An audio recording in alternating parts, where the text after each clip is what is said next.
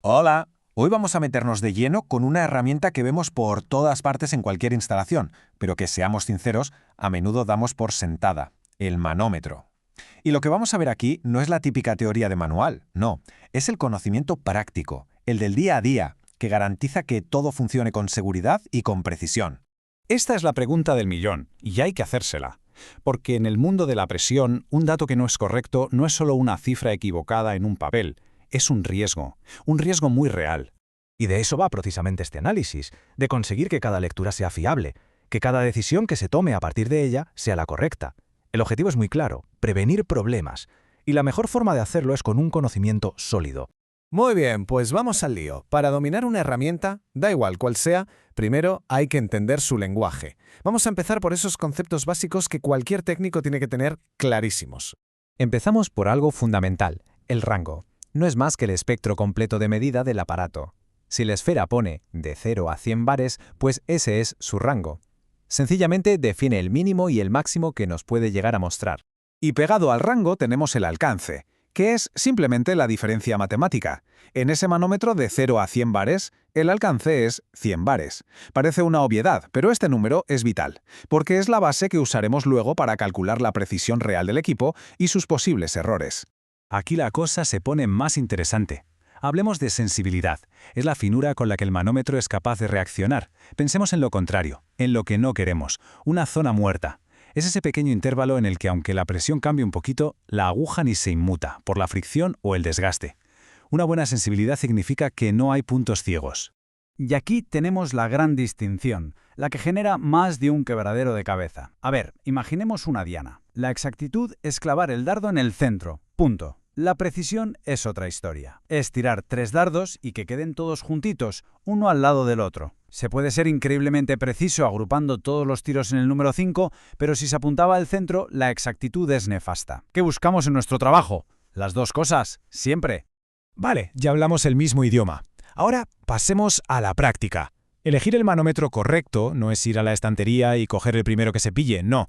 Es analizar las condiciones de trabajo, casi como un médico, y recetar la solución exacta para esa aplicación. Primer punto clave, la compatibilidad de los materiales. Esto no se negocia. Si medimos aire, agua, pues un manómetro de latón normal y corriente va bien. Pero como tengamos un fluido corrosivo, solo hay una opción segura: acero inoxidable. Y ahora, atención, porque esto es crítico: el oxígeno. Cualquier mínima partícula de grasa o aceite dentro de un manómetro para oxígeno puede autoinflamarse por la propia presión. Una bomba de relojería. Por eso es absolutamente obligatorio que estén perfectamente desengrasados de fábrica. Es seguridad pura y dura. La temperatura es otro gran factor a tener en cuenta. Hasta unos 65 grados un manómetro estándar aguanta sin problemas. Si subimos hasta 150 ya necesitamos la resistencia del acero inoxidable. Y si hace todavía más calor, bueno, pues hay que alejar el manómetro del fuego, por así decirlo. Se usan sifones o tubos capilares que disipan el calor antes de que llegue al delicado mecanismo interno. Y en el otro extremo, el frío. Con temperaturas bajo cero la glicerina se espesa, se vuelve como la miel y frena la aguja. Por eso, en sitios muy fríos siempre se instalan manómetros secos, sin glicerina. Fijaos en este número, más o menos 0,4%. Esto es la famosa deriva térmica. Significa que por cada 10 grados de diferencia con la temperatura de calibración, que suele ser de 20 grados, el manómetro añade este error a la medida. Imagina una sala de calderas a 40 grados. Pues ya tenemos casi un 1% de error extra solo por la temperatura ambiente. Es algo que hay que tener muy presente cuando se necesita mucha exactitud. Ahora, las vibraciones. En una bomba o un compresor, la aguja de un manómetro seco parecería un limpiaparabrisas. Sería imposible leer nada y el mecanismo se destrozaría en 2 días. La solución: el baño de glicerina. Actúa como un amortiguador, frena ese tembleque y estabiliza la aguja. Pero ojo, si lo que hay son picos de presión bruscos como un golpe de ariete, la glicerina sola no es suficiente. Ahí hay que añadir un snubber, un restrictor que suaviza ese golpe. Y un consejo de oro: la causa número 1 de averías de manómetros es abrir una válvula de golpe. Siempre hay que meter presión poco a poco. Perfecto. Ya hemos elegido el manómetro ideal y lo hemos instalado correctamente. Pero el trabajo no acaba aquí ni mucho menos. Ahora empieza la fase de vigilancia, asegurarse de que ese instrumento sigue siendo de fiar a lo largo del tiempo. Este gráfico nos enseña un concepto clave, la histéresis. Es una especie de memoria o fatiga del mecanismo. Dicho de otra forma, la lectura que nos da 5 bares no es exactamente la misma si la presión está subiendo que si está bajando.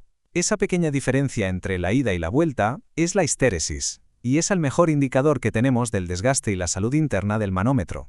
Y que nadie se asuste, que esto no es teoría, se mide en la práctica y es bastante fácil. El procedimiento es sencillo, se va subiendo la presión y se toma nota en un punto, por ejemplo, 18,2 psi. Luego se empieza a bajar la presión y al pasar por ese mismo punto se vuelve a leer. Ahora marca 17,7 psi. ¿Vemos la diferencia? Esos 0,5 psi son el dato que buscamos. Se divide entre el alcance total del instrumento y se multiplica por 100. ¿Listo? En este caso, un 0,5%. Este número es el que nos dice, de forma objetiva, si el manómetro está para seguir trabajando o si ya es hora de cambiarlo. Y esto nos lleva directamente a la calibración. ¿Qué es calibrar? Pues en el fondo es un ejercicio de humildad, es asumir que nuestro instrumento de campo puede estar mintiendo, y por eso lo comparamos con otro, con un patrón, del que tenemos la certeza absoluta de que dice la verdad, ni más ni menos. Y este es un ejemplo de esos sábelotodos. Es un probador de peso muerto, un patrón de los más fiables. ¿Cómo funciona? Pues usa una serie de pesas calibradas con una precisión de laboratorio sobre un pistón de un área conocidísima. Y como presión es fuerza partido por superficie, y aquí conocemos las dos con una exactitud brutal, la presión que genera es perfecta. Esta es la referencia, la verdad absoluta contra la que comparamos nuestros manómetros. En campo, el proceso de calibración es muy metódico. Se conectan el manómetro que queremos probar y el patrón a la misma toma de presión. Se va subiendo la presión por tramos, por ejemplo al 25%, al 50% y al 75% de la escala, y se apunta lo que marca cada uno. Y luego se hace lo mismo pero bajando. Así no solo vemos el error en cada punto, sino que también calculamos la histéresis de la que hablábamos. Si en algún punto el error es mayor de lo que permite su clase de precisión, la decisión está clara. O se ajusta, si es posible, o se cambia por uno nuevo. Y si hay que quedarse con una sola regla de oro, una que lo resume casi todo, es esta. La presión normal de trabajo debe estar siempre en la zona central de la esfera. ¿Por qué? Porque es donde el manómetro es más exacto y donde el mecanismo sufre menos. Forzarlo a trabajar siempre en los extremos, arriba o abajo del todo, acorta su vida y reduce su fiabilidad. La mejor práctica es siempre elegir un rango que coloque nuestra presión habitual justo en el medio. Así que, la próxima vez que alguien mire un manómetro, que no vea solo una aguja marcando un número, que vea detrás la historia de una buena selección, una instalación correcta y un mantenimiento adecuado. La pregunta final no es si el instrumento funciona, es si se puede confiar en lo que dice. Porque en el mundo de la presión, la confianza no se regala, se gana y se verifica día a día.